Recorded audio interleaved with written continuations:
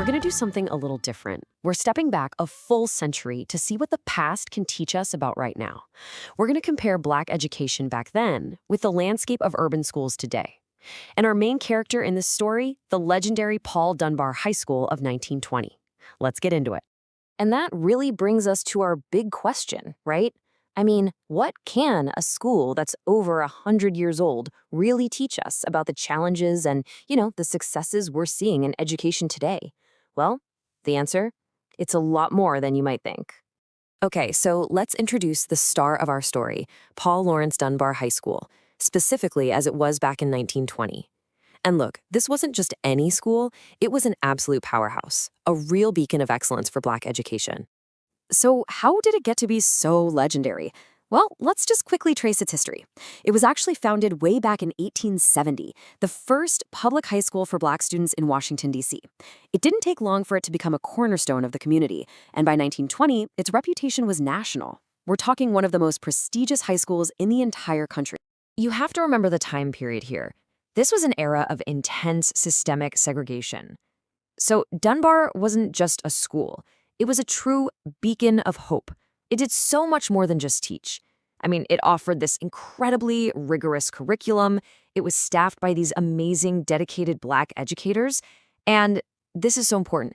It instilled a deep, powerful sense of cultural pride in every single student who walked through its doors.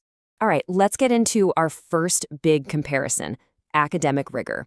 And this is where things get really, really interesting. And the contrast between then and now is just, wow, it's sharp. Just think about this. At Dunbar in 1920, the expectation was simple: academic excellence and college prep for every single student. It was the baseline. Now, fast forward to today. The goal of academic rigor is still there, of course, but it's constantly being challenged by things like resource disparities and just plain unequal access to advanced classes. It's a totally different ballgame.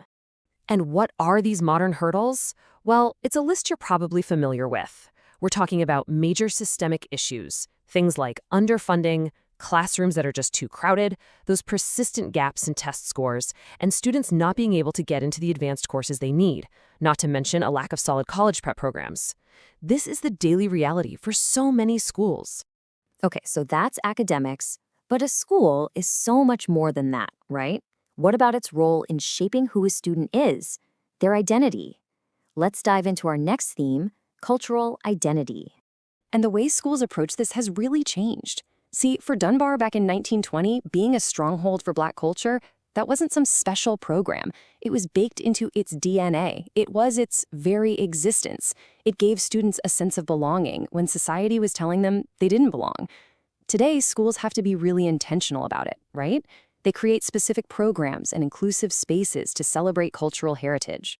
But here's where we see a really powerful connection across the decades: the idea of the school as a community hub.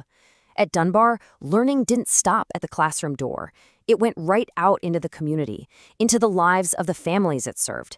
And that exact principle, that deep community engagement, it's something the best schools today are rediscovering and really leaning into. So that brings us right up to today. And it's really important to see the full picture. This isn't just a story about things getting worse. It's a really complex mix of modern challenges, but also, and this is key, modern triumphs. And this is really the core tension, isn't it? On one hand, we've made huge, undeniable progress since the days of legal segregation. But on the other hand, there are still these deep, systematic inequities that create real barriers for Black students in urban areas. Both of those things are true at the exact same time. But here's the good news. The response to these challenges has been incredible and really innovative. We're seeing things like culturally responsive teaching, more and more mentorship programs, and those strong community partnerships. Sound familiar? It's just like Dunbar. Schools are looking at the whole child now, with social-emotional learning and amazing programs that celebrate Black history, art, and leadership. Honestly, this is where the real hope is. So after looking at all this, what's the main takeaway? What are the big lessons from Dunbar's incredible legacy that we can actually use, like, right now? It's almost like Dunbar left us a blueprint, a 3-step plan. Step 1, nurture cultural pride. You have to create a space where students feel like they belong.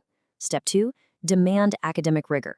A tough, high-quality curriculum should be a right for every student, not a privilege for a few. And step 3, engage the community. Make the school a real partner with families and local organizations. When you boil it all down, Dunbar's story isn't just about the past. It's this timeless reminder of a simple but incredibly powerful formula. You combine an inclusive culture with high academic expectations and a supportive community, and that's how you create an environment where every single student can thrive. And that leaves us with one final, really important question. The blueprint is right there, the principles are clear, and the need is definitely urgent. So the challenge for all of us is, how do we build the Dunbars of tomorrow? What's it really going to take to make that vision a reality for our students right now?